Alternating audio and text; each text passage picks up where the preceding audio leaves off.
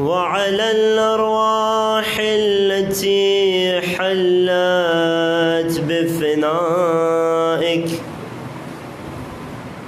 عليك مني سلام الله أبدا ما بقيت وبقي الليل والنهار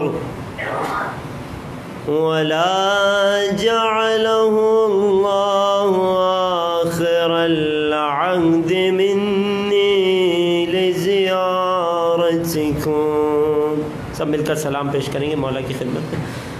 السلام على الحسين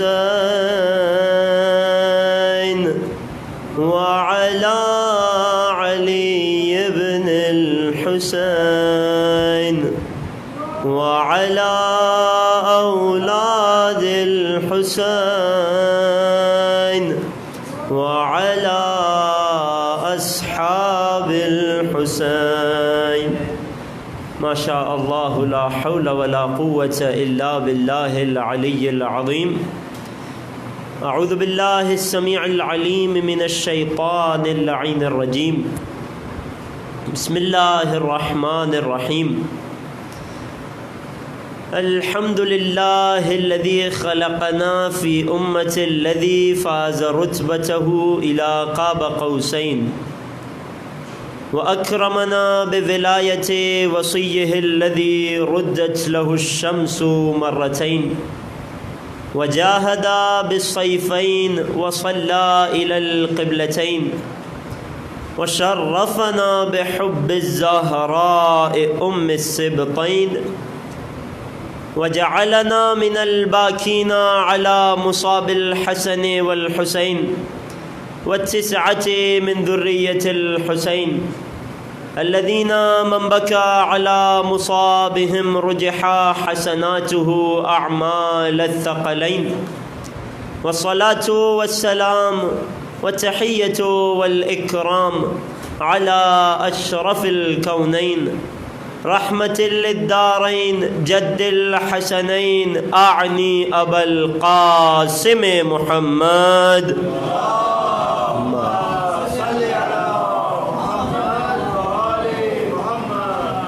وعلى أهل بيته الأطيبين الأطهرين رحمة الله على محبيهم ولعنة الله على أعدائهم ومنكري فضائلهم وغاصبي حقوقهم أجمعين.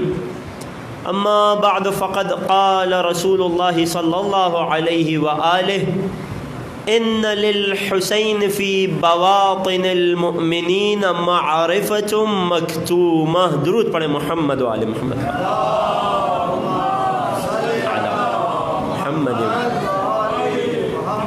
عزیزان محترم، عزاداران سید الشہداء، سلام علیکم ورحمۃ اللہ. عشرہ محرم الحرام سن 1441 ہجری کی یہ مسلسل چوتھی گفتگو، عنوان گفتگو معرفت امام حسین. اس حوالے سے جس حدیث شریف کو سرنامہ کلام بنایا گیا، گزشتہ 3 دنوں سے آپ کی خدمت میں اس حوالے سے کچھ نہ کچھ عرض کر رہا ہوں. کل بات یہاں تک پہنچی تھی کہ یہ جو رسول خدا کا فرمان ہے کہ بے شک مؤمنین کے دلوں میں حسین کے لیے معرفت مکتومہ ہے، چھپی ہوئی معرفت ہے. کل ہم نے اس کے سبب کے حوالے سے بات کی تھی کہ کیا ایسا سبب ہے کہ مومنوں کے دلوں میں اللہ نے حسین کی چھپی ہوئی معرفت کو رکھا ہے. اور میں نے عرض کیا تھا قرآن کریم کی آیت کی روشنی میں کہ یہ در حقیقت اللہ کے نبی، اللہ کے خلیل ابراہیم علیہ السلام کی دعا تھی خدا سے کہ فَاجْعَلْ أَفْئِدَةً مِّنَ النَّاسِ تَهْوِي إِلَيْهِمْ، کہ اے خدا لوگوں میں سے بعض کے دلوں کو میری آل کی طرف جھکا دے، اس دعا کی قبولیت میں اللہ نے مومنین کے دلوں میں حسین کے لیے ایک خاص معرفت رکھ دی، ایک چھپی ہوئی معرفت رکھ دی۔ قلوب آمادہ ہے نا عزیزوں؟ توجہات میرے ساتھ ہیں، آج کے عرائض کا باقاعدہ آغاز کر رہا ہوں۔ یہ معرفت مکتومہ جو اللہ نے ہمیں تحفے میں عطا کی، مکتومہ یعنی چھپی ہوئی معرفت، سوال یہ اٹھتا ہے کہ آیا ہمیں اسی بات پر خوش ہوتے رہنا ہے زندگی بھر کہ خدا نے ہمارے دلوں میں حسین کی معرفت کو چھپا کر رکھ دیا؟ یہ کوئی چھوٹا رتبہ نہیں ہے، یہ بہت عظیم رتبہ ہے، اور اہل بیت کے شیعوں اور ان کے چاہنے والوں کے سوا یہ رتبہ کائنات میں کسی کو نصیب نہیں ہوا۔ مگر کیا ہمیں فقط اسی منزل پر خوش ہو جانا ہے؟ کیا مطمئن ہو جانا ہے کہ اللہ نے ہمارے دلوں میں حسین کی چھپی ہوئی معرفت کو رکھ دیا ہے؟ کیا جس طرح سے چھپی ہوئی معرفت مکتومہ دل میں لے کر اس دنیا میں آئے تھے، کیا خدا نہ خواستہ اس دنیا سے اسی معرفت کو، اسی چھپی ہوئی معرفت کو لے کر چلے جانا ہے یا نہیں؟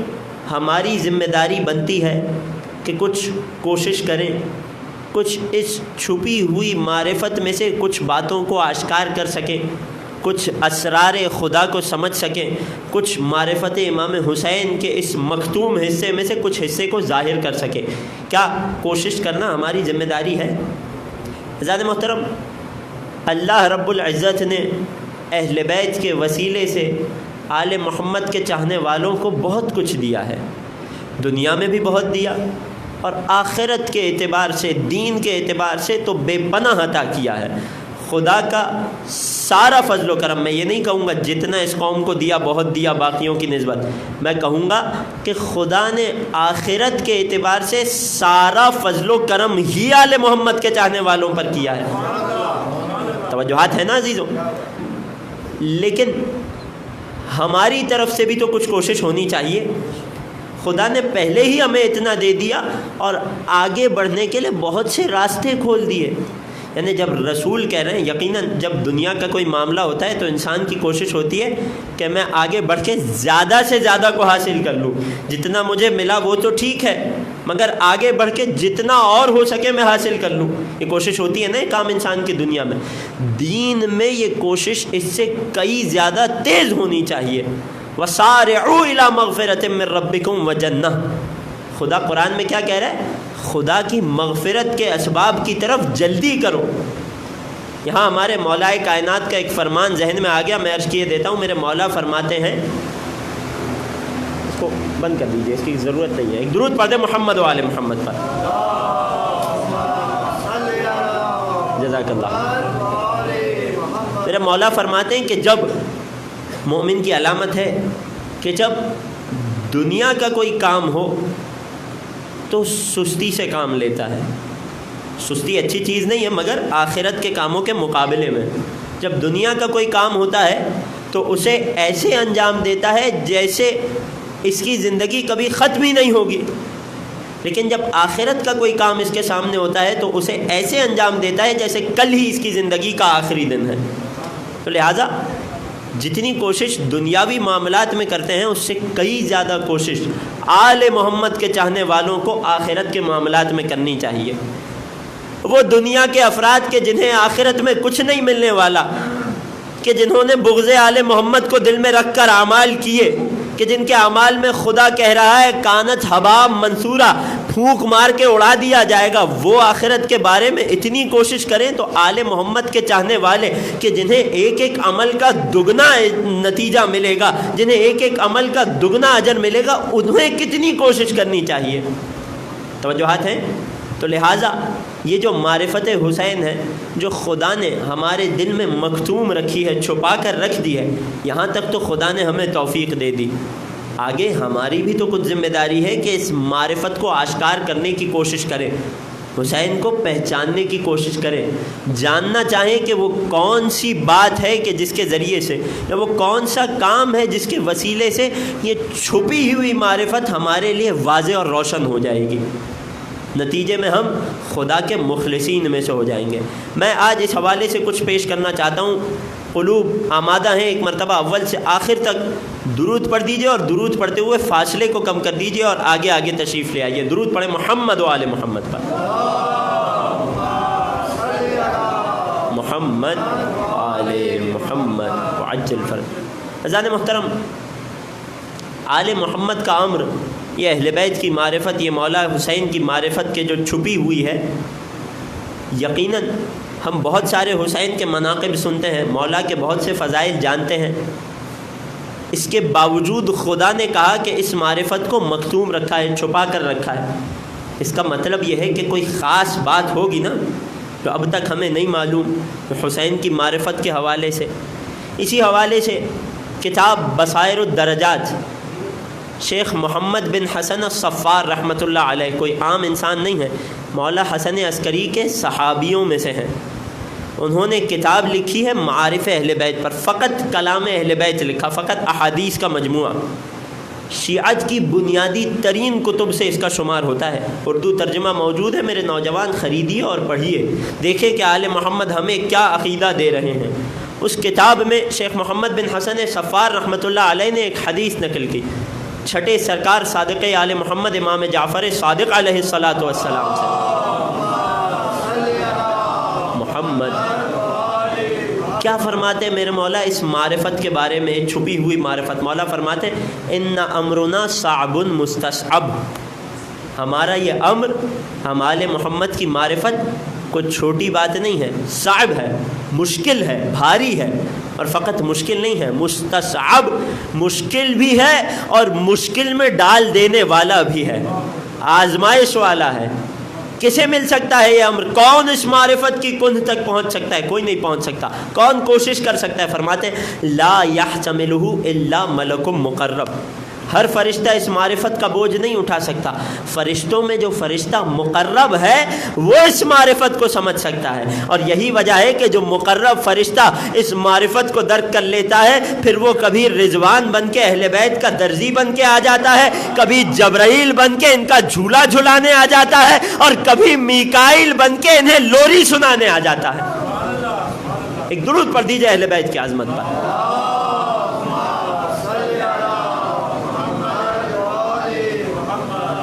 کچھ مشکل گفتگو ہے، توجہات میری طرف رکھیے گا. ہمارا امر بہت مشکل ہے، مشکل میں ڈال دینے والا ہے. کون اس کا بوجھ اٹھا سکتا ہے؟ عام فرشتہ نہیں، ہر فرشتے میں یہ گنجائش نہیں ہے، یہ طاقت نہیں ہے. ملک مقرب، مقرب فرشتہ. ولا يحتملہ ملک مقرب ولا يحتملہ الا نبی مرسل. اور ہماری معرفت کا بوجھ کون اٹھا سکتا ہے؟ 1,24,000 انبیاء ہیں نا، 1,24,000 نبیوں میں سے ہر نبی صاحب شریعت نہیں ہے. تو جو نبی حلال و حرام کی شریعت کا بوجھ نہ اٹھا سکے، وہ کنہ معرفت اہل بیت کا بوجھ کیسے اٹھا سکتا ہے؟ توجہ ہے، یہی وجہ ہے فرمایا ہر نبی یہ بوجھ نہیں اٹھا سکتا. انبیاء میں سے جو رسول ہیں جن کی تعداد 313 ہے، 1,24,000 نبیوں، معصوم انبیاء، ان میں فقط 313 نبی مرسل ایسے ہیں جو ہم آل محمد کی معرفت کا بوجھ اٹھا سکتے ہیں، اس امر صعب کو اٹھا سکتے ہیں. اور مومنین میں سے کون؟ ولا مؤمن الا من امتحن اللہ قلبہ للایمان. اور مومنوں میں یہ امر اہل بیت، یہ معرفت کا بوجھ کون اٹھا سکتا ہے؟ فقط وہ کہ جس کے قلب کا امتحان خدا ایمان کے ذریعے سے لے چکا ہو. بڑی مشکل باتیں ہیں، بڑی سخت منزل ہے. ایک اور حدیث آگے بڑھتی ہے، یہی چھٹے امام صحابی ابن مقداد ہے، مولا اسے مخاطب کر کے کہتے ہیں کہ جب اس نے سوال کیا اہل بیت کی معرفت کے حوالے سے تو فرمایا ان امرنا صعب مستصعب. وہی جملے جو پچھلی حدیث میں تھے، ان حدیثنا صعب مستصعب، ہماری باتیں، ہماری معرفت، ہمارا امر انتہائی مشکل ہے. کون اٹھا سکتا ہے؟ فرمایا لا یحتملہ ملک مقرب، پہلے جس معرفت کی بات ہو رہی تھی وہ ایک درجہ کم تھا. یہی وجہ ہے کہ اسے مقرب فرشتے اٹھا سکتے تھے, نبی مرسل اٹھا سکتے تھے, اور وہ مومن کے جس کے قلب کا ایمان سے امتحان لیا جا چکا ہو وہ اٹھا سکتا تھا. اب ذرا معرفت کا ایک درجہ اور بڑھ گیا. اب میرے مولا صحابی ابن مقدام کو مخاطب کر کے کیا کہہ رہے ہیں؟ لا یحتملہ ملک مقرب. اب یہ امر ایسا ہے, یہ معرفت کی منزل ایسی بھی ہے کہ جسے مقرب فرشتہ بھی نہیں اٹھا سکتا. ولا یحتملہ نبی مرسل, نبی مرسل بھی نہیں اٹھا سکتا. توجہ رکھیے گا. ولا مؤمن امتحن اللہ قلبہ للایمان, معرفت کا ایک درجہ ایسا بھی ہے کہ جسے ایسا مومن کہ جس کے قلب کا اللہ نے ایمان سے امتحان لے لیا ہے, یہ مومن بھی نہیں اٹھا سکتا. میری اور آپ کی طرح صحابی ابن مقدام بھی پریشان ہوا. فمن یحتملہ یبن رسول اللہ فداک روحی, میرے مولا میں قربان ہو جاؤں. توجہ رکھیے گا, میرے مولا میں قربان ہو جاؤں, معرفت کا یہ درجہ کون اٹھا سکتا ہے؟ فرمانے لگے من شئنا, جسے ہم آل محمد چاہتے ہیں اسے یہ معرفت عطا کر دیا. نہیں عزیزوں, شاید بات نہیں پہنچی. کون اٹھا سکتا ہے؟ من شئنا, جسے ہم آل محمد چاہتے ہیں اس کا انتخاب کر لیا کرتے ہیں. آل محمد کی عظمت پر ایک درود پڑھ دیجئے.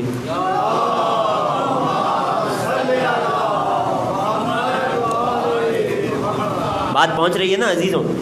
یقیناً یہ معارف اہل بیت ایسے ہیں کہ زبان ان کا حق ادا نہیں کر سکتی, میں بیان نہیں کر سکتا, تو سمجھنا, درک کرنا, پہنچنا تو دور کی بات ہے, فقط اشاروں کنایوں میں گفتگو ہوتی ہے. آل محمد کی معرفت کا ایک رتبہ ایسا بھی ہے کہ جس تک کوئی نہیں پہنچ سکتا سوائے اس انسان کے, سوائے اس پاکیزہ قلب کے, سوائے اس روح طاہرہ کے, سوائے اس شیعہ مخلص کے کہ جس کا انتخاب آل محمد کر لے. سوال یہ ہے, کیا ایسے ہی آل محمد کسی کا انتخاب کر لیتے ہیں؟ کیا فقط زبانی دعوے کافی ہیں؟ کیا آل محمد ہمارا انتخاب کر لے, ہم بھی اس من شئنا کہ جسے ہم چاہتے ہیں خود یہ معرفت القاء کر دیا کرتے ہیں, خود اس معرفت کا الہام کیا کرتے ہیں؟ کیا فقط زبانی دعوے کافی ہیں یا کچھ کرنا پڑے گا؟ یقیناً جن کے رتبے ہیں سوا, ان کی سوا مشکل ہے. جب اونچے درجے تک پہنچنا ہے معرفت کے, اور یقیناً ہر مومن کی خواہش بھی ہے کہ اونچے درجے تک پہنچے, اس معرفت مختومہ کو اپنے لیے ظاہر کر سکے, تو یقیناً امتحان بھی سخت ہے, منزل بھی سخت ہے. میدان عمل میں کچھ کر کے دکھانا پڑے گا, عقیدے میں کچھ مضبوطی دکھانی پڑے گی, کلام آل محمد سے آشنائی حاصل کیا کرنی پڑے گی, اپنے شب و روز کو آل محمد کی تعلیمات کے مطابق بسر کرنا پڑے گا. میں ایک مثال دوں. ایک عام سے تعلیمی ادارے کا یہ عالم ہوتا ہے کہ جس نے بچوں کو فقط 1 سال کی تعلیم دینی ہے اور پھر اگلے درجے میں بھیج دینا ہے, اگلے اسٹینڈرڈ, اگلی کلاس میں بھیج دینا ہے.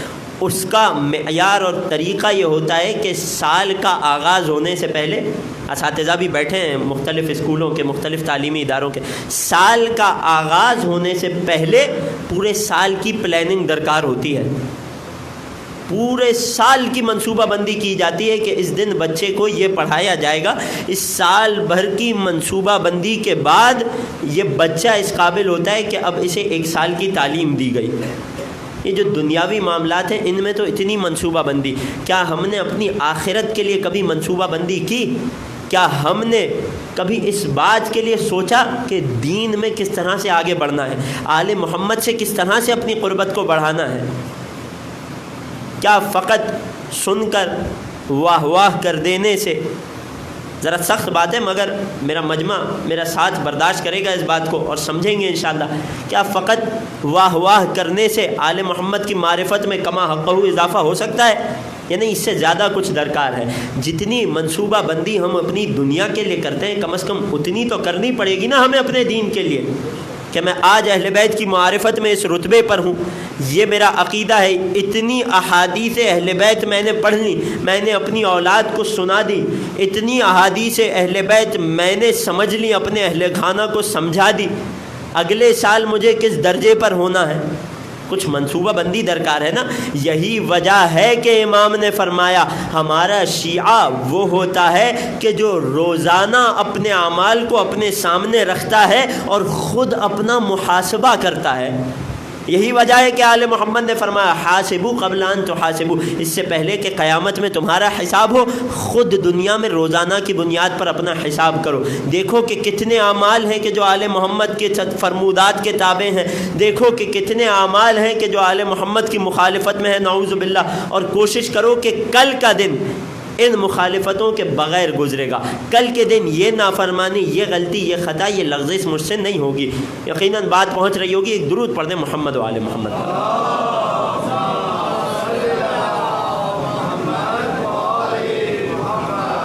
حسین کوئی چھوٹی ہستی کا نام تو نہیں ہے نا کہ جس کی معرفت پلیٹ میں رکھ کے ہمیں پیش کر دی جائے. کچھ محنت کرنی پڑے گی.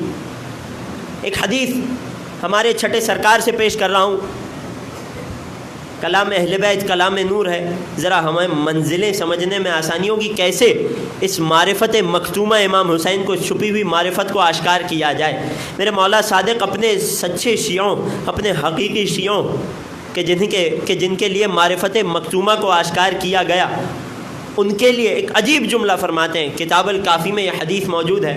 میرے مولا فرماتے ہیں انا شیعتنا اصحاب الاربعۃ الاعین. بڑا عجیب جملہ ہے. ہمارے شیعہ وہ ہوتے ہیں کہ جن کی 4 آنکھیں ہوتی ہیں. عینک والے حضرات، یہ معنی نہیں لیا جا رہا روایت میں. ہمارے شیعوں کی 4 آنکھیں ہوتی ہیں. عینان فی الراس و عینان فی القلب. جس طرح سے 2 آنکھیں سر میں ہوا کرتی ہیں کہ جن کے ذریعے سے انسان اس دنیا کو دیکھتا ہے، 2 آنکھیں دل میں ہوا کرتی ہیں. میں نے عرض کیا تھا نا، حسین کے لیے معرفت دل میں رکھی گئی ہے نا. حسین کو دل کی آنکھوں سے پہچانا جاتا ہے. مولا فرماتے ہیں جن لوگوں سے خدا محبت کرتا ہے ان کی اس دل کی آنکھوں کو خدا کھول دیا کرتا ہے. دنیاوی امور ان آنکھوں سے دیکھا کرتے ہیں، دین کے امور دل کی آنکھوں سے دیکھا کرتے ہیں. مولا کیا صفات ہیں ان اصحاب کی، ان شیعوں کی کہ جنہیں خدا نے 4 آنکھیں عطا کی ہیں. 2 آنکھیں سر میں ہیں، اس چہرے پر نقش ہے.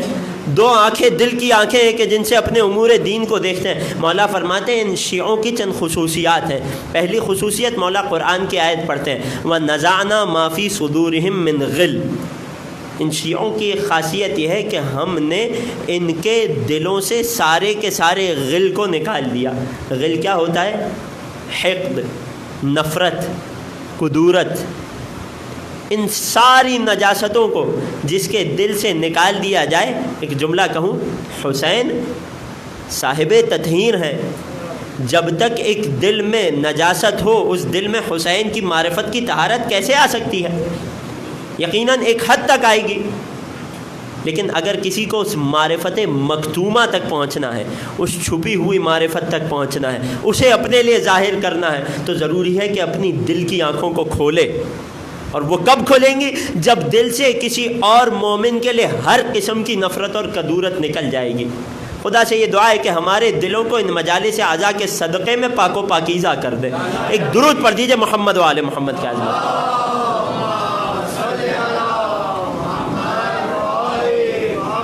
پھر مولا نے یا علی مشکل کشا جزاکم اللہ. پھر مولا نے ان چاہنے والوں، ان شیعوں کے جن کی 4 آنکھیں ہیں اور چاروں کام کر رہی ہیں، ان کی مولا نے اور صفات گنوائی. توجہات میرے ساتھ ہیں نا عزیزوں؟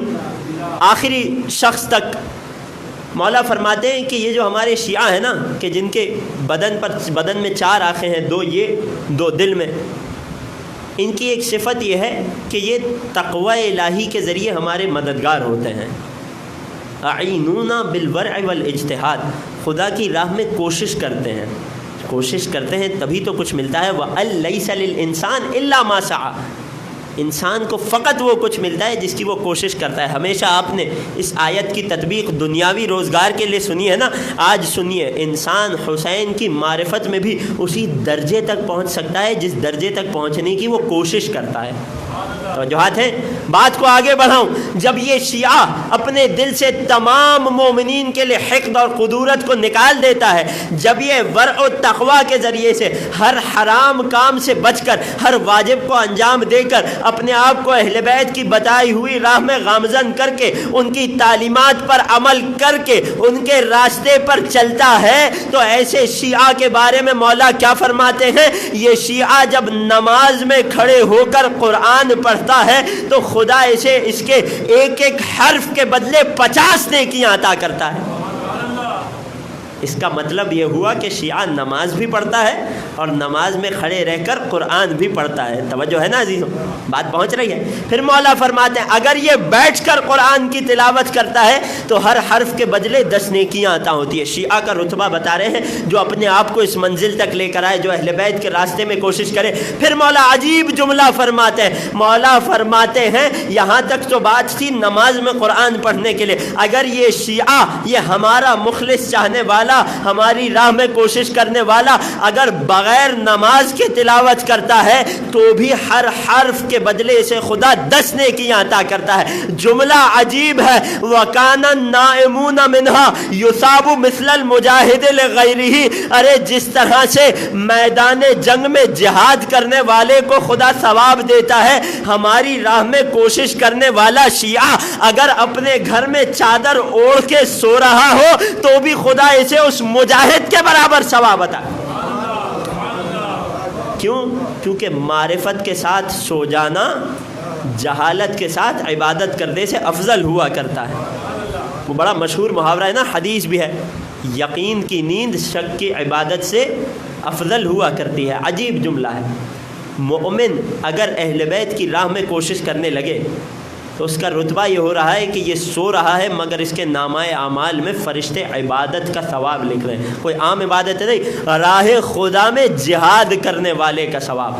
پھر مولا نے عجیب جملہ فرمایا، خدا کی قسم میں اپنے لیے پہلے پڑھتا ہوں پھر آپ کے لیے عرض کرتا ہوں، ہمیں کوشش کرنی چاہیے کہ ائمہ کے بتائے ہوئے اس طریقے پر چلیں، اپنے آپ کو اس درجے، اس منزل تک پہنچائے تاکہ حسین کی یہ چھپی ہوئی معرفت کا کچھ قطرہ ہی ہمارے لیے آشکار ہو جائے اور ہماری دنیا اور آخرت کی نجات کا سامان ہو جائے. عزیزان محترم، میرے مولا نے اپنے شیعوں کے ان صفات کو بتا کر ایک عجیب جملہ فرمایا، وَإِنَّ لِكُلِّ شَيْءٍ جَوْهَرٍ. جان لو ہر چیز کا ایک جوہر ہوا کرتا ہے، ہر چیز کا ایک مغز ہوا کرتا ہے. کوئلے کی کان میں سے وہ جو ہیرا نکلتا ہے نا، وہ ایک ہیرا اس پوری کوئلے کی کان کا جوہر ہوا کرتا ہے. اب مولا فرماتے ہیں وَإِنَّا لِبَنِي آدَمَ جَوْهَرٍ. جس طرح سے ہر شے کا جوہر ہوتا ہے، بنو آدم، اولاد آدم میں بھی جوہر ہے.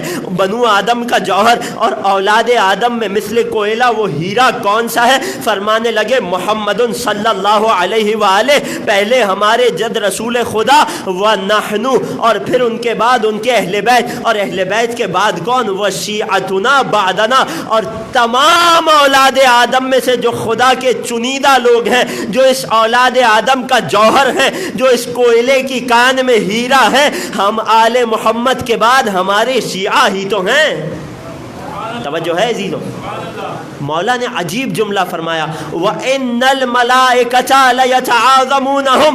آسمان کے فرشتے ان مومنوں کی تعظیم کرتے ہیں. کون مومن؟ جو اپنے آپ کو اس درجے تک لے جائے جس کے لیے حسین کی چھپی ہوئی معرفت کا کچھ حصہ آشکار ہو جائے. مولا عجیب جملے فرماتے ہیں، وَلَوْلَا يَتَعَاظَمُونَ النَّاسِ.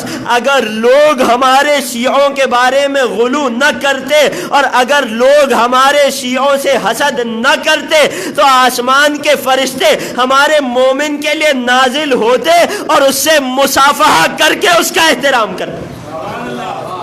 بات پہنچ رہی ہے عزیزوں؟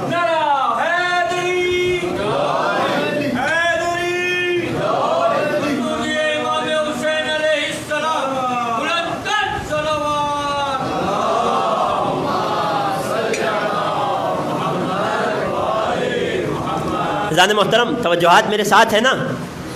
ہمارے چاہنے والوں کی 4 آنکھیں ہوا کرتی ہیں.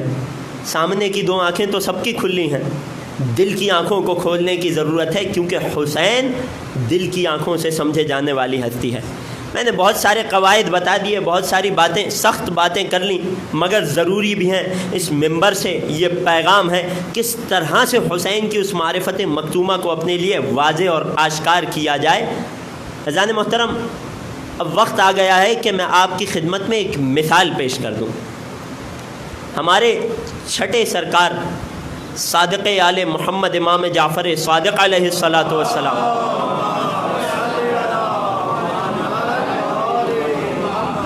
مولا کا ایک صحابی ہے کہ جس کا نام ہے ابو ہارون مکفوف۔ کیا نام ہے میرے بچے؟ یاد رکھیے گا، ابو ہارون مکفوف۔ ابو ہارون اس کی کنیت ہے، مکفوف اس کا لقب ہے۔ مکفوف اسے کیوں کہتے ہیں؟ کیونکہ آنکھوں سے، ظاہری آنکھوں سے نابینا ہے۔ نابینا شخص کے لیے عربی میں لفظ مکفوف بھی استعمال ہوتا ہے، جس طرح سے اعمیٰ ہوتا ہے۔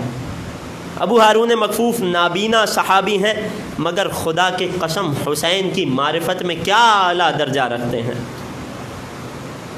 خدا نے ان سے 2 ظاہری آنکھوں کو لے لیا تھا، مگر وہ جو دل کی 2 آنکھیں ہیں نا، وہ ان کی ایسی کھلی تھی۔ میں مثال پیش کروں گا، امام حسین سے خاص لگاؤ رکھتے تھے۔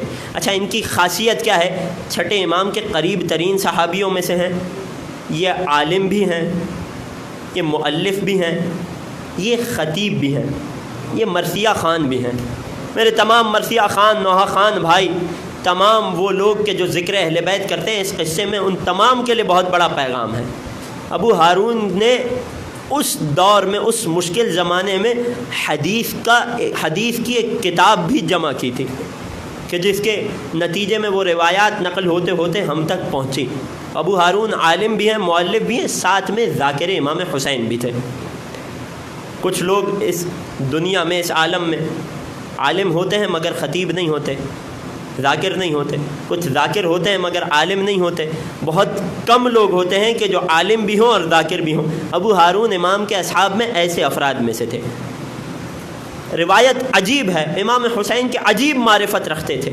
ایک دن چھٹے سرکار کی خدمت میں شرف زیارت ملا، آ کر بیٹھتے ہیں۔ مولا ابو ہارون مکفوف اس نابینا صحابی سے فرمائش کرتے ہیں۔ فرمائش کیا کرتے ہیں؟ حسین کے کیسے عارف تھے ذرا دیکھیے گا۔ فرمائش کیا کرتے ہیں کہ یا ابا ہارون الا تنشدنی، میں چاہتا ہوں کہ تم مجھے میرے جد حسین کے مرثیوں میں سے کوئی مرثیہ سناؤ، میرے سامنے میرے جد کا تذکرہ کرو۔ صادق آل محمد جس زبان سے اپنے جد کے ذکر کو سننا پسند کریں، اس زبان کی طہارت کا کیا عالم ہوگا۔ مگر جہاں مولا نے ان سے یہ فرمائش کی ہے، یہ حکم دیا ہے، وہیں مولا نے مجھ سمیت تمام ذاکرین اہل بیت کے لیے، تمام خطبہ کے لیے، تمام مرثیہ خانوں، تمام نوحہ خانوں کے لیے ایک پیغام دیا ہے۔ الا تنشدنی یا ابا ہارون، اے ابا ہارون ذرا میرے جد حسین کے لیے کوئی مرثیہ کہو۔ ابا ہارون کہتے ہیں انتظام کیا گیا، پردہ لگایا گیا، گھر کی خواتین دوسری طرف آ کر بیٹھ گئی، میں نے مرثیہ پڑھا تو مولا نے ایک عجیب جملہ کہا۔ تمام مرثیہ خان، تمام نوحہ خان، تمام ذاکران اہل بیت، مولا کا یہ پیغام، مولا کی نصیحت، فرمانے لگے انشدنی و ترثی کما تنشدون عند جدی الحسین، جب میرے سامنے حسین کا مرثیہ پڑھ رہے ہو، جب حسین کی مصیبت بیان کر رہے ہو، تو ایسے ہی نہیں پڑھو، ایسے پڑھو کہ جیسے تم حسین کی قبر کے سامنے بیٹھ کر پڑھتے ہو۔ ہر مرثیہ خان، ہر نوحہ خان، ہر مصائب خان، میرے صادق آل محمد کا پیغام ہے کہ جب بھی حسین کا مرثیہ پڑھنا، کسی مخلوق کو اپنی نگاہ میں نہ رکھنا، ہمیشہ اپنے آپ کو حسین کے سامنے حاضر و ناظر جان کر پڑھنا، ایسے پڑھنا کہ جیسے حسین کی قبر کے سامنے ان کا مرثیہ پڑھ رہے ہو۔ خدا اس کے صدقے میں ہماری زبان میں بے پناہ اثر عنایت کر دیتا ہے۔ ابو ہارون کہتے ہیں مولا نے مجھ سے یہ جملہ فرمایا اور میں نے دوبارہ سے مرثیہ پڑھنا شروع کیا۔ فبکا، مولا نے گریہ شروع کیا۔ جب میں نے مرثیے کو تمام کر لیا اور مولا گریہ کر کے کچھ دیر ٹھہر گئے تو مجھ سے ایک جملہ فرمایا۔ دیکھیے گا کیا معرفت ہے اس ابو ہارون کی امام حسین سے، اور کیوں چھٹے امام نے اس کا انتخاب کیا کہ اس معرفت مکتومہ میں سے کچھ ظاہر کیا جائے۔ فرمانے لگے کیا میں تجھے حسین کی فضیلت میں کچھ بتاؤں؟ ارے حسین تو وہ ہے کہ جس سے کوئی مل جائے، جس سے کوئی منسوب ہو جائے، وہ شخص یا وہ چیز بھی بافضیلت ہو جایا کرتی ہے۔ پھر مولا نے فرمایا کہ من انشد فی الحسین شعرا، اے ابا ہارون، میرے تمام مرثیہ خان بھائی، میرے تمام نوحہ خان حضرات، جس کسی نے حسین کی خاطر مرثیے کا ایک شعر پڑھا، فَأَبْكَى 50، نتیجے میں 50 رونے والوں کو رلا دیا، فرماتے ہیں وجبت لہ الجنہ، اس پر جنت واجب ہے۔ مولا کی آنکھوں سے آنسو جاری تھے۔ ابا ہارون کہتے ہیں مولا عدد کو کم کرتے چلے گئے، 50 کے بعد فرمایا نہیں 50 بہت زیادہ ہے شاید، فَأَبْكَى 40، جس نے 40 کو رلا دیا، فَأَبْكَى 30، جس نے 30 کو رلا دیا، فَأَبْكَى 20، 20 کو رلا دیا، فَأَبْكَى 10، 10 کو ہی رلا دیا، 10 سے کم کرتے گئے، فَأَبْكَى 9، فَأَبْكَى 8، فَأَبْكَى 7، کم کرتے گئے، یہاں تک کہ مولا نے ایک موقع پر فرمایا من انشد فی جدی الحسین شعرا فابکا واحدا وجبت لہ الجنہ، ارے جس کسی نے حسین کے لیے مرثیہ پڑھا، کسی ایک کو رلا دیا، خدا اس پر بھی جنت واجب کر دیتا ہے۔ میں قربان جاؤں میرے غریب مولا پر، ایک اور مرتبہ جملے کو تبدیل کیا، من انشد فی الحسین شعرا فبکا، ارے کوئی نہیں تھا کہ جسے رلا سکتا، خود مرثیہ کہہ کے رو پڑا، خدا اس پر بھی جنت کو واجب کر دیتا ہے۔ پھر فرمانے لگے ومن تباکا وجبت لہ الجنہ، ارے رونا نہ آیا، فقط رونے جیسی شکل ہی بنا لی، خدا اس پر بھی جنت کو واجب کر دیتا ہے۔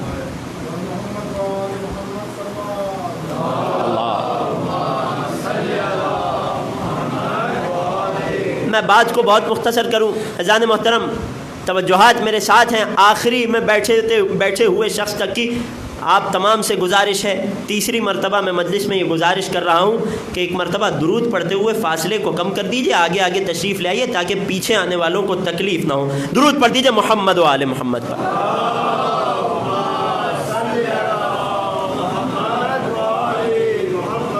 اذان محترم، شیعہ وہ، عارف حسین وہ کہ جس کی دل کی آنکھیں کھلے ہوں، چاہے آنکھوں سے نابینا ہی کیوں نہ ہو، دل کی آنکھ کھلی ہونی چاہیے۔ کیفیت کیا ہوتی ہے؟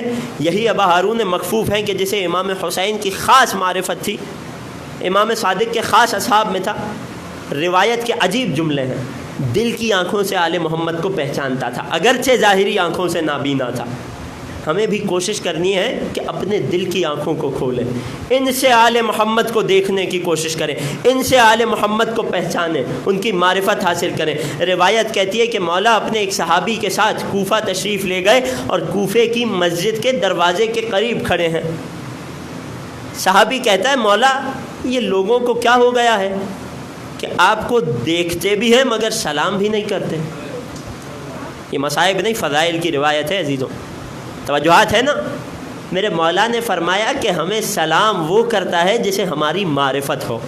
اللہ اکبر، ہمیں سلام وہ کرتا ہے جو ہمیں پہچان سکے، ہمیں سلام وہ کرتا ہے جو ہمیں دیکھ سکے۔ ذرا ان میں سے کسی ایک سے بھی مخاطب کر کے پوچھ لے، یہ سارے عقل کے اندھے ہیں، یہ کیسے ہمیں دیکھیں گے؟ صحابی کہتا ہے میں نے مولا کے قریب سے گزرتے ہوئے ایک شخص سے پوچھا کیا تم نے جعفر ابن محمد کو دیکھا ہے؟ کہنے لگا نہیں میں نے نہیں دیکھا۔ قریب سے گزرتے ہوئے دوسرے شخص سے پوچھا کیا تم نے جعفر ابن محمد کو دیکھا ہے؟ توجہ ہے نا عزیزوں، سارے آنکھوں والے تھے، سارے بینا تھے، سارے رستے کو دیکھ رہے تھے۔ میں نے تیسرے سے پوچھا کیا تم نے جعفر ابن محمد کو دیکھا ہے؟ کہا نہیں۔ ایک مرتبہ میں نے دیکھا کہ دور سے ابو ہارون مخفوف، مولا کا یہی نابینا صحابی کہ جسے بظاہر دنیا میں کچھ نہیں نظر آتا تھا، یہ مسجد کی طرف آنے لگا۔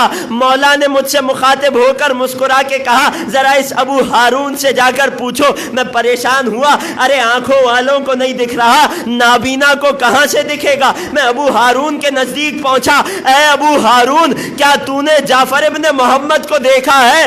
غیظ کے عالم میں کہنے لگا تیرے برابر میں کھڑے ہیں، تجھے دکھتے نہیں ہیں۔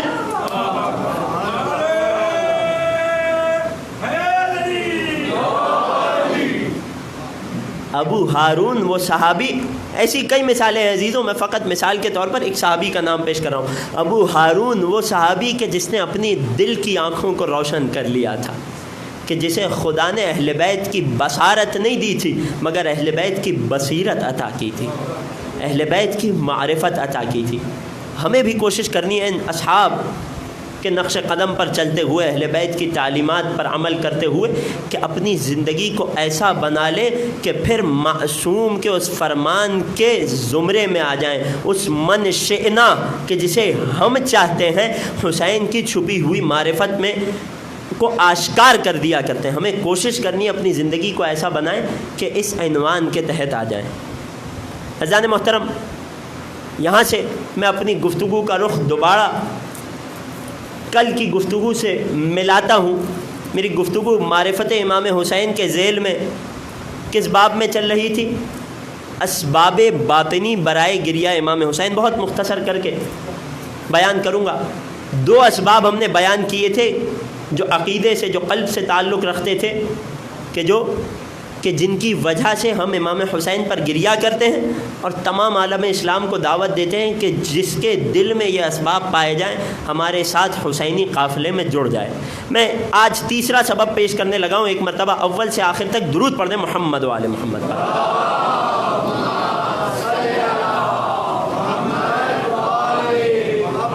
متوجہ ہے نا عزیزوں؟ 2 سبب کون سے تھے؟ پہلا سبب حق والدیت، حسین ہم پر ہمارے والدین سے زیادہ حق رکھتے ہیں۔ میں پوری گفتگو تفصیلاً پیش کر چکا، لہٰذا جو بھی والدین کا فرما بردار ہوگا وہ حسین پر گریہ کرے گا۔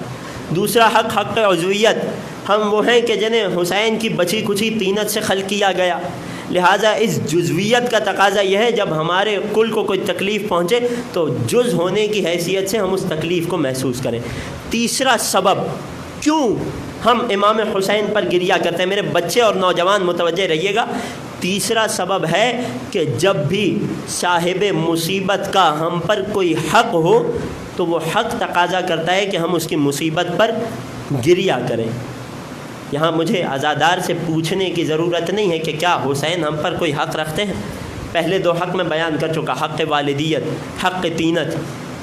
آج 5 مختصر حقوق میں آپ کی خدمت پہ پیش کرنا چاہتا ہوں، یقیناً سننے کے لیے آمادہ ہیں۔ سب سے پہلا حق، حق الوداد۔ وداد عربی میں کہتے ہیں محبت کو۔ جس طرح سے ماں اپنی اولاد سے بے پناہ محبت کرتی ہے، یہی وجہ ہے کہ اولاد کو حکم دیا گیا کہ خبردار کوئی ایسا کام نہ کرنا کہ ماں کو اذیت ہو۔ کیوں؟ کیونکہ اس محبت کو ٹھیس پہنچے گی۔ حسین ہم سے، اپنے عزاداروں سے کتنی محبت کرتے ہیں، ایک روایت کے ذریعے پیش کرنا چاہوں گا۔ روایت ہے میرے چھٹے سرکار صادق آل محمد امام جعفر صادق علیہ الصلاۃ والسلام سے،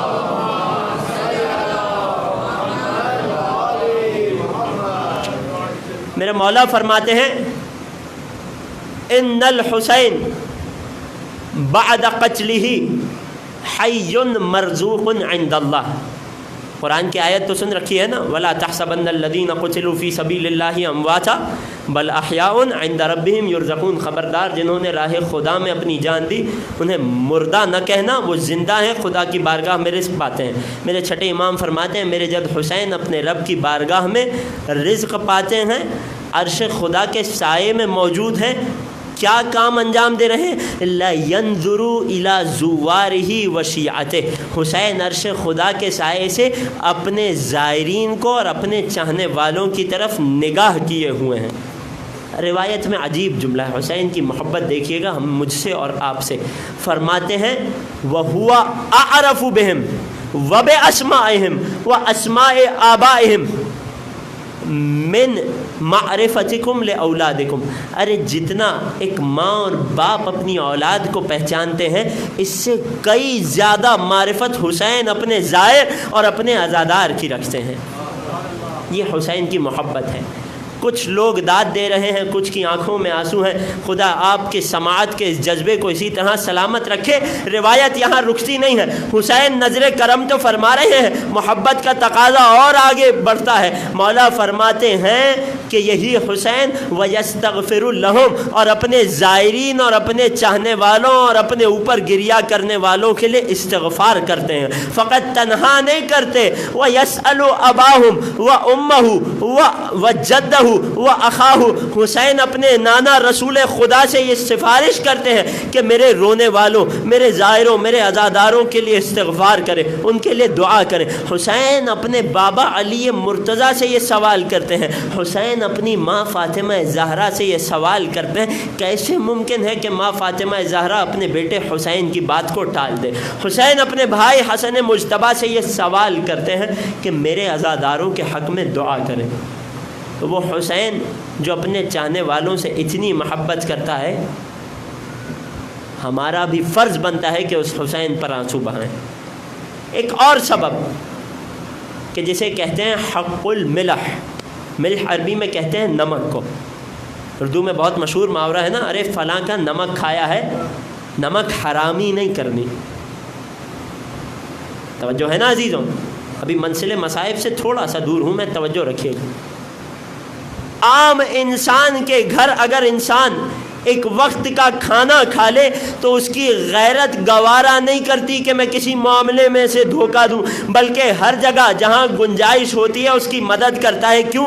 ارے فلاں صاحب کا نمک کھایا ہے، وہ حسین کہ جس کے صدقے میں اس کائنات کو رزق ملتا ہے، وہ حسین کہ جس کے لیے یہ جملہ موجود ہے. یہ تمام رزق کیسے ملتا ہے؟ آسمان سے بارش ہوتی ہے تو زمین سے کچھ اگتا ہے تو ہم وہ کھاتے ہیں نا. وہ حسین کے جس کے لیے یہ جملہ موجود ہے، وَبِكُمْ نَزَلَتِ الْغَيْثُ، اے حسین آپ کے صدقے میں آسمان سے بارش برستی ہے. اس حسین کا ہم پر کتنا حق ہے؟ اے عزاداروں، حسین کا حق نمک ادا کرنا اور حسین پر گریہ کرنا. اور فقط اس وجہ سے نہیں ہے حق نمک. ایک جملہ کہوں، روز عاشور جب حسین کی کیفیت یہ تھی کہ چلو میں 6 مہینے کے علی اصغر کا خون تھا. اللہ اکبر. اس وقت حسین نے آسمان کی طرف اس خون کو بڑھانا چاہا. صدائے حسین اگر اس خون کا ایک قطرہ بھی آسمان کی طرف اٹھا، میں عرض کر رہا ہوں کیسے حق نمک ہے حسین کا ہم پر. اگر ایک قطرہ بھی آسمان کی طرف اٹھ گیا تو قیامت تک ایک قطرہ نہیں برسے گا، ایک بوند نہیں برسے گی. حسین نے زمین کے حوالے کرنا چاہا.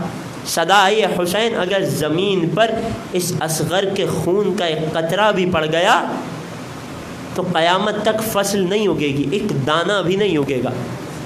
وہ آیت تو سن رکھی ہے نا، انا عرضنا الامانۃ علی السماوات والارض والجبال فابینا ان یحملنها. ارے ہم نے ایک بہت بھاری امانت آسمانوں کو پیش کی، آسمانوں نے بوجھ اٹھانے سے انکار کر دیا. زمینوں کو پیش کی، زمینوں نے بوجھ اٹھانے سے انکار کر دیا. وحملها الانسان، اس امانت کو ایک خاص انسان نے اٹھا لیا. اصغر کا خون اتنا بھاری ہے کہ نہ زمین اس کا بوجھ اٹھا سکتی تھی، نہ آسمان اٹھا سکتا تھا. ایک جملہ کہوں، اگر روز عاشور اصغر کے خون کا ایک قطرہ زمین پر گر جاتا تو قیامت تک زمین ایک دانہ نہ اگاتی اور یہ انسان بھوکا پیاسا مر جاتا. ارے آج جو کچھ یہ دنیا کھا رہی ہے، چاہے مانے یا نہ مانے، چاہے تسلیم کرے یا نہ کرے، اصغر کے خون کے قطروں کا صدقہ کھا رہی. عزیزان محترم، حسین کا ہم پر حق، آخری حق. 4 حق بیان ہو گئے، پہلے 2 حق پہلے بیان ہو گئے، حق والدیت، حق جزویت. 2 حق اور آج بیان کیے، حق وداد یعنی محبت کا حق، حق ملح یعنی نمک خواری کا حق. ہم نے نمک کھایا ہے تو حق ادا کرنا پڑے گا. 5واں اور آخری حق، حق تعب. تعب عربی میں کہتے ہیں تھکاوٹ کو.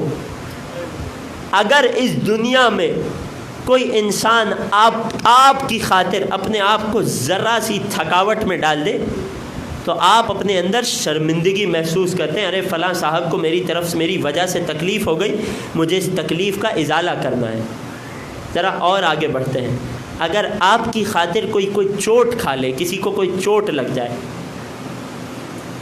کتنا زیادہ انسان زندگی بھر شرمندہ رہتا ہے، فلاں موقع پر فلاں صاحب کو میری وجہ سے چوٹ لگی تھی.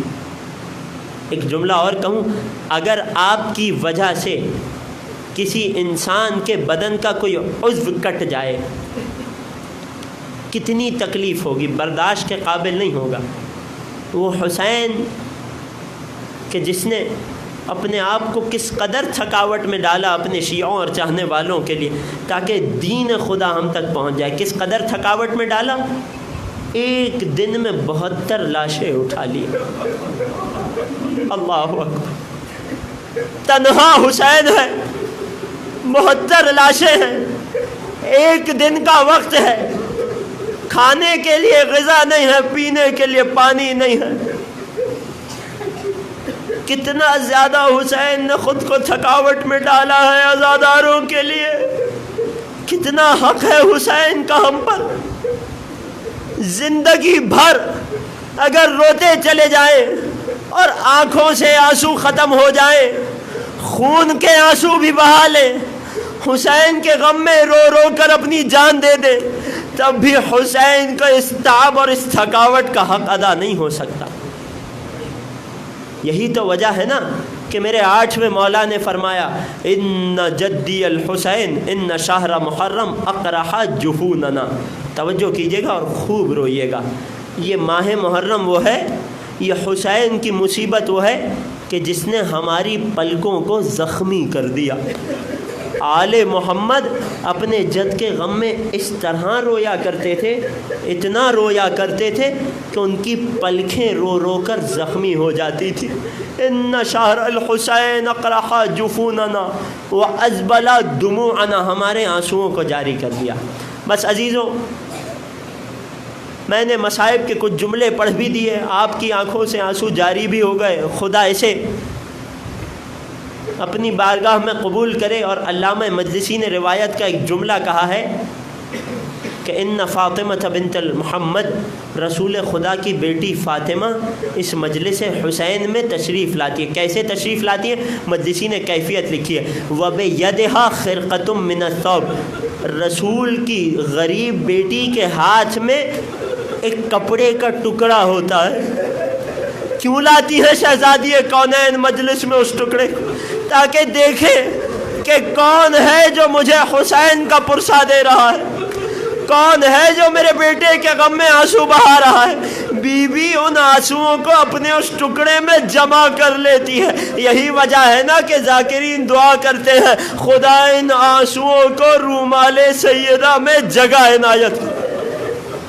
اجرکم علی اللہ، اجرکم علی الزہرا۔ ہاں عزیزوں، محرم کے دن گزرتے جا رہے ہیں، عاشور قریب آتا جا رہا ہے۔ جانتے ہو آج کس ہستی کو پرسہ دینا ہے؟ آج اس ہستی کو پرسہ دینا ہے کہ جس کا لقب ہے ام المصائب۔ کربلا میں بہت سی خواتین تھیں، مگر ان میں سے ایک علی کی بیٹی ہیں کہ جن کا لقب ہے ام المصائب۔ نہ جانے کتنے مصائب زینب علیہ پر ٹوٹے کہ میری بی بی کو یہ لقب دیا گیا۔ میری بی بی کا لقب ہے جبل الصبر، صبر کا پہاڑ۔ علی مرتضیٰ کا لقب بھی تھا اور بیٹی زینب علیہ کا بھی یہی لقب ہے۔ جانتے ہو شہزادی کو یہ لقب کیوں ملا ہے؟ کیونکہ شہزادی نے کربلا میں ایک عجیب صبر کا مظاہرہ کیا۔ آج شہزادی زینب کو ان کے دونوں لال عون و محمد کا پرسہ دینا ہے۔ مدینے سے جب قافلہ حسین چلا ہے، کچھ دور پہنچے ہیں تو کیا منظر دیکھا ہے؟ عبداللہ ابن جعفر طیار دونوں بچوں کو لے کر شہزادی کی خدمت میں پہنچے ہیں۔ شہزادی نے جیسے ہی شوہر کو دیکھا تو تڑپ کر کہا ہے عبداللہ آپ میرے شوہر ہیں۔ میری تمام مائیں بہنیں سنیے گا، آپ میرے شوہر ہیں، آپ مجھ پر ولایت رکھتے ہیں، آپ کے حکم کے بغیر میں گھر سے نہیں نکل سکتی، اگر آپ حکم دے دیں تو میں دوبارہ گھر پلٹ آؤں گی، لیکن اے عبداللہ یاد رکھیے گا میں گھر تو لوٹ آؤں گی مگر حسین سے جدائی کے بعد زیادہ زندہ نہ رہ پاؤں گی۔ عبداللہ سر کو جھکا کر کہنے لگے اے زینب علیہ میں کب آپ کو لینے آیا ہوں؟ ارے میں تو 2 شہزادوں کو لایا ہوں میدان کربلا میں۔ جب کہیں رسول کے نواسے پر مشکل وقت پڑ جائے تو یہ محمد ہے، اسے میری طرف سے قربان کر دینا، یہ عون ہے، اسے اپنی طرف سے قربان کر دینا۔ اجرکم علی الزہرا۔ بہت مختصر کرتا چلوں، جسے جتنے گریے کی توفیق نصیب ہو جائے خدا قبول کر لے۔ عبداللہ، ایک جملہ کہہ رہا ہوں، عبداللہ اون و محمد کو لائے ہیں قربانی کا سامان سمجھ کے، اور مدینے سے کربلا تک، اور کربلا سے شام تک، اور شام سے دوبارہ مدینے پلٹنے تک زینب علیہ نے اپنے بچوں کو فقط قربانی کا سامان ہی سمجھا تھا۔ اللہ اکبر، بڑا سخت جملہ کہہ دیا۔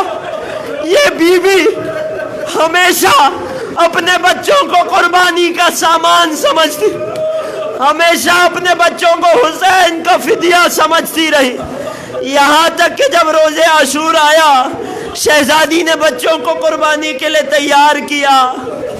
دونوں بچے مقتل میں گئے ہیں، جعفر طیار کے پوتے ہیں، حیدر کرار کے نواسے ہیں۔ میں بہت مختصر کروں گا، جنگ نہیں پڑھنی مجھے۔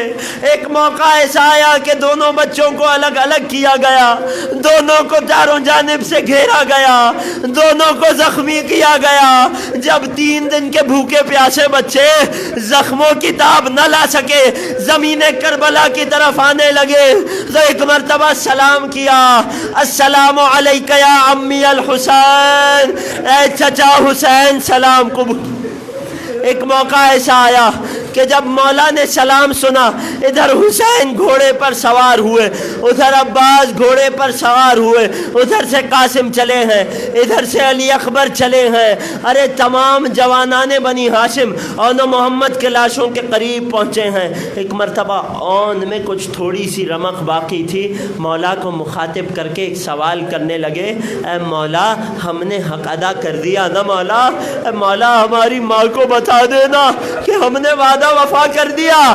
حسین اپنے دونوں شہزادوں کو، دونوں بھانجوں کو دوبارہ خیموں کی جانب لے کر آئے ہیں، زیادہ طاقت نہیں ہے، خون جگر لگا کے آخری چند جملے آپ کے حوالے کر رہا ہوں۔ یہ ماں عجیب ماں ہے، یہ ماں کیسا دل رکھتی تھی، اپنے بچوں کو ہمیشہ قربانی کا سامان سمجھتی رہی، یہاں تک کہ جب اون محمد کے لاشیں خیمے میں پہنچے ہیں، زینب نے ایک طرف اون کا لاشا رکھا، ایک طرف محمد کا لاشا رکھا، اپنے ہاتھوں کو دونوں بچوں کے سینے پر رکھا اور ایک جملہ کہا، اللہم تقبل منا ھذا القربان، اے خدا ہماری قربانی کو قبول۔